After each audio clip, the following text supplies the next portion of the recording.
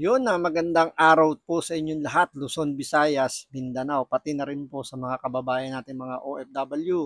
Welcome po sa panibagong reaction video dito sa Makapili TV. So, nanggagalaiti po itong si Congressman Paduano dahil ah, hindi po dumalo si Pangulong Duterte sa ginagawang hearing ng Tuadcom. So, galit na galit itong si Paduano at parang gustong manakit dahil feeling niya binabastos na sila ng mga Duterte, particular ni Pangulong Duterte, nababastos na sila. So hindi na rito kumbaga hindi na nakapagpigil si Paduano at parang sinasabi niya na naduduwag daw si Pangulong Duterte kaya ayaw daw humarap dito sa Tuadcom. So sa tingin ninyo bakit ba itong si Paduano galit na galit kay Pangulong Duterte dahil sa hindi pagdalo. So, ako sa palagay ko, hindi lang dahil sa hindi dumalo si Pangulong Duterte sa Tuadcom, kaya nagagalit itong si Paduano. Base po sa mga naririnig po natin, di umano, sabi nila, itong daw si Representative Paduano, dati daw miyembro, di umano ng NPA. So, alam naman natin na si Pangulong Duterte, dun sa Davao, kinakalaban yung mga NPA. So, kahit na naging presidente na si Pangulong Duterte, hindi siya pumayag na magkaroon ng ceasefire. So, tuloy po yung laban niya. So, humina ng humina po ang puwersa ng mga komunistang NPA. So, lalo na kumbaga na-continuous pa yan, nung nilagay ni Bongbong Marcos si VP Sara bilang co-chairman ng NTF-ELCAC. So lalo pong nadurog itong mga NPA. Kaya siguro itong si Paduano kaya galit na galit dahil kumbaga gustong gumante dahil nga dinurog ng mga Duterte yung kinabibilangan niya dati di umano na NPA daw. So kumbaga yung kinabibilangan daw ni Paduano yung ABB daw. So hindi natin alam kung ano yung ibig sabihin ng ABB pero search niyo na lang kung ano yung ABB na yon. So dating miyembro daw ng ABB. Di umano itong si Paduano kaya nung nagpasabi si Pangulong Duterte na siya ay aatin ng Tuadcom, kumbaga ito ay nagbunyi at siguro inisip niya pagkakataon na para gumante dito kay Pangulong Duterte. Kaya nga pansinin niyo, sino yung mas talagang init na bakbakan yung mga Duterte? Yung mga kasapi po ng CPP-NPA tulad ng Makabayan Black, 'di ba? So, yun talaga yung gigil na gigil sa mga Duterte kasi feeling natin or feeling ng iba or feeling ng mga Duterte rin na talagang gusto silang bawian. Yung problema, hindi nila mabawian at ito nga pinagtatawanan sila ni Pangulong Duterte at pinaiikot lang sa palad niya. So, ang nangyari rito, masyado sila nagpapaniwala kay Pangulong Duterte na siya ay dadalo. Pero yun nga lang, umasa sila sa wala dahil hindi nga dumalo si Pangulong Duterte. So, nag-iiyakan, especially ito si Paduano, galit na galit at talagang gustong manakit. Pero ito ang gandang tanong. Bakit hindi nila kayang i-cite in contempt si Pangulong Duterte at si VP Sara? 'Di ba? So ibig sabihin, sino ang natatakot? 'Di ba? Sino yung takot? Kasi kung sasabihin lang takot si Pangulong Duterte dahil ayaw niyang dumalo sa Quadcom, may reason siya kung bakit ayaw niyang dumalo. Ang isa sa mga reason kung bakit ayaw dumalo ni Pangulong Duterte, baka mamura niya itong mga bata ni Tambaluslos, lalo na itong sila Paduano, kapag ito nag-angas-angas habang ito gumaganap ng hearing. Tandaan nyo, hindi ito mga abogado. Ito yung mga mambabatas na feeling na magagaling na may alam sa batas. Siyempre, pag si Pangulong Duterte yung pinaupo mo dyan at may alam sa batas, at siya ay pangangaralan ng mga ito, malamang mamuran niya itong mga ito ng harap-harapan at magkaagulo lang dyan sa Senado. So, si Pangulong sa Senado, dyan sa House of Representatives. So, si Pangulong Duterte na yung umiwas. Kasi malamang sa malamang ganun yung pupuntahan kasi hindi naman nila mapipigil si Pangulong Duterte. Pag yan, bumuka ang bibig niyan, lahat tatamaan yan, parang granada yan na may mga shrapnel na naka-free for all yan kung kanino tatama. So malamang sa malamang, hindi nila mapipigilan si Pangulong Duterte at mamumura sila. Siyempre, le-lecturean ni Pangulong Duterte tungkol sa batas yan. Siyempre, abogado si Pangulong Duterte, piskal pa, naging presidente pa. So, tingin nyo ba papayag si Pangulong Duterte na aandarin lang nitong mga bata ni Tambaluslos? Siyempre, hindi.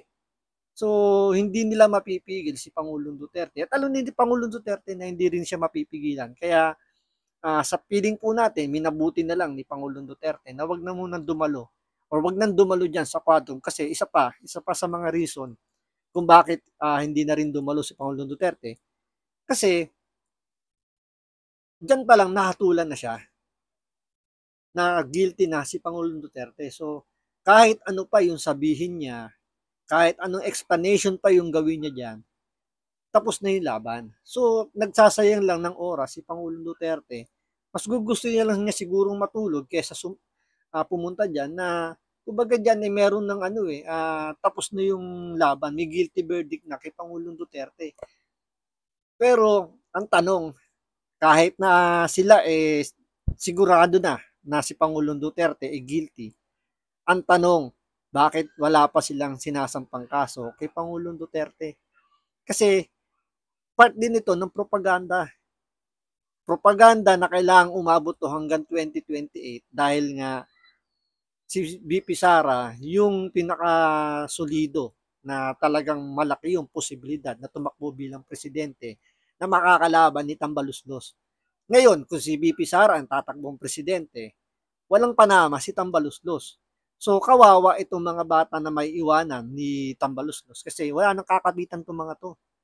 Dahil pag nanalo si VP Sara, malamang sa malamang, siyempre, susuportahan niya kung sino yung susunod na magiging House Speaker para masibak itong si Romualdez. So, mawawalan ng kapangyarihan itong mga bata ni Tambaluslos. Kaya ngayon, tatrabahuhin na nila yan hanggang 2028 ng propaganda. At wala sa kanilang bokabularyo magsampa ng kaso. So parang nakikita na rin ni Pangulong Duterte dito kung ano yung estilo ng mga to. So pare-pareha simula doon sa mga dilawan at sa mga komunista. Propaganda lang ito at wala talaga itong concern doon sa mga biktima di umano ng EJK. Ang sa kanila lang is masiraan lang yung mga Duterte. Okay na kay Tamba. Mababayaran na sila ni Tamba dahil nga sabi ni Congressman Pulong Duterte, every time merong hearing, bayad yung mga congressman na yan. Kaya nga isipin mo, every time may hearing, ang daming congressman na nandiyan dyan. Especially kapag nalaman nila na si Duterte pupunta dyan, lahat yan nakapila na.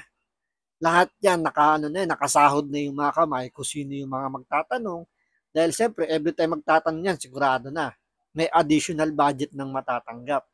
So, yun yung nagiging kalakaran ngayon diyan sa Tuadcom. Kaya hindi na dumalo si Pangulong Duterte. So ito, panoorin po natin itong pag-iyak ni Paduano na talagang galit na parang gustong manakit kay Pangulong Duterte dahil hindi umaten. Pero syempre, bago ang lahat, kung hindi ka pa nakasubscribe sa Makapili TV, baka pwede naman pong pakipindot po muna yung subscribe button. At the same time, palike na rin po ng video, wala naman pong bayad yan. Kaya, pindot na. So ito, panoorin po natin ito.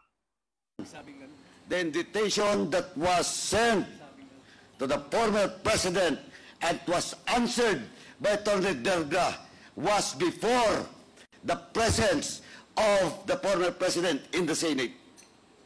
And he has promised us, this committee, through his letter, that after November 1, he will be present in today's hearing. Ano to? Naglulukuhan tayo dito? Hindi kayo naglolokohan. Niloloko lang nyo yung sarili ninyo. Alam nyo sa sarili nyo na hindi dadalo dyan si Pangulong Duterte pero umaasa kayo masyado. Naglolokohan lang kayo tungkol sa hearing na yan dahil tapos na yung hearing na yan. Kumbaga kayo dyan, meron na kayong resolution dyan, meron na kayong final result na kumbaga na etong si Pangulong Duterte guilty na. So what's the reason para pumunta pa si Pangulong Duterte dyan? Kayo lang ang naglolokohan dyan. Nagtatawagan nga kayo mga honorable dyan, di ba? Pero ang totoo, hindi naman kayo kagalang-galang dahil mga binabastos nyo nga yung mga resource person nyo eh. Alam nyo ba ang resource person hindi po talaga, kumbaga dito nangyayari sa Tuadcom, once na ikaw ay kinuwang resource person, ang tawag sa'yo parang akusado ka na, ina-accuse ka na kagad. So, kung hindi sasagot yung resource person ng naayon sa gusto nilang sagot, masasabihan kang sinungaling, sisigawan ka, isa-cite in contempt ka pa. So, ganyan nila binabastos yung kailang mga resource person. Kaya nga, pansinin nyo, ang daming mga resource person na ayaw pumunta dyan. Yung iba nagtatago na lang kasi nga ayaw nilang mapunta dyan dahil alam nila, either way mapupuntahan nila dyan. Mababastos sila, sisigawan sila, isa-cite in contempt, pag hindi sila sumagot doon sa gusto nilang marinig na sagot. So, magtatago na lang sila kaysa naman 'di ba na umattend diyan sa Quad Committee na 'yan.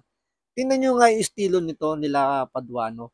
Every time na sila ki-question ng isa sa mga resource person nila, after magtanong pag-upong-pag-upo kala mo mga sigang mga hari na sila yung sila yung pinakamataas na uri ng nilalang.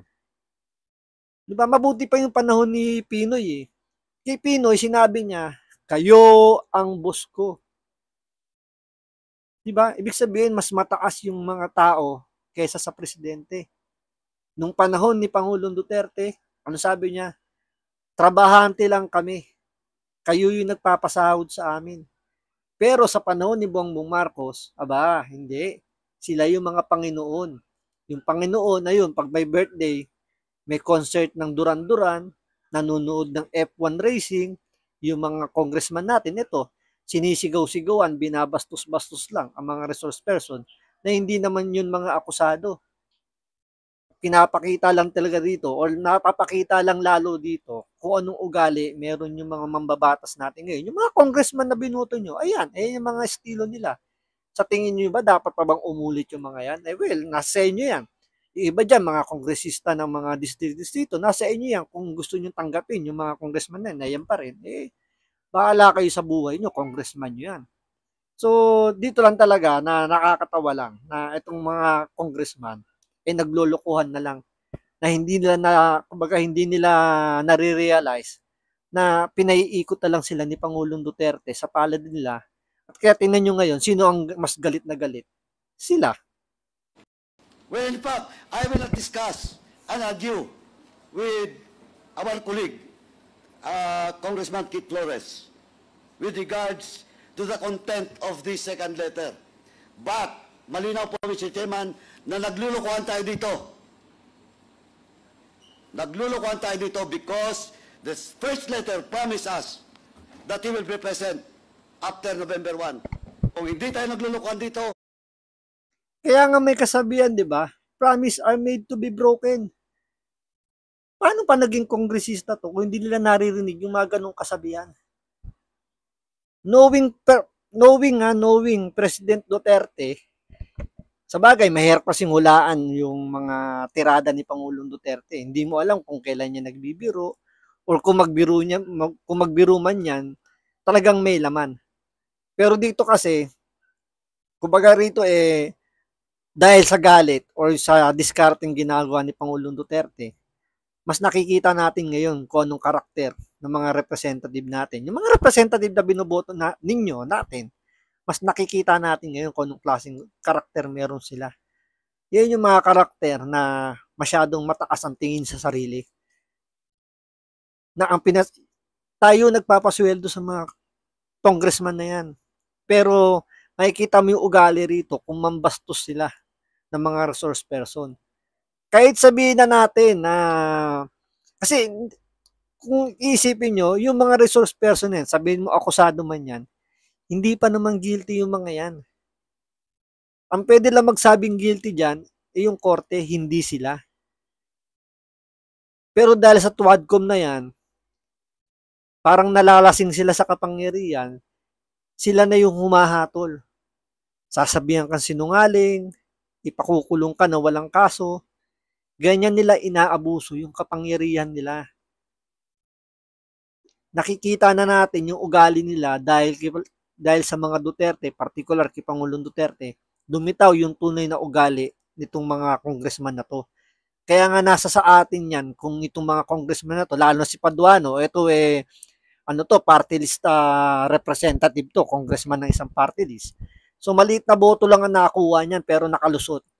Kaya nga nasa atin pa rin yan, kung ito ibabalik ninyo bilang congressman, sa mga boboto rito kay Paduano, malamang karamihan dyan mga NPA, tuwan-tuwa sila. Pero sa mga, sabihin nating mga non-political na voters, mag-isip-isip kayo kung ito iboboto niya, iboboto pa para makabalik. So, malapit na po ang kampanya, malapit na po ang eleksyon. Nasa ating po mga kamay kung itong mga congressman ng mga bata ni Tambaluslos pababalikin pa natin bilang mga representative ng ating mga distrito or mga party list. So, nasa atin po yan. So, maraming salamat sa panonood. Ingat po kayo lagi. God bless.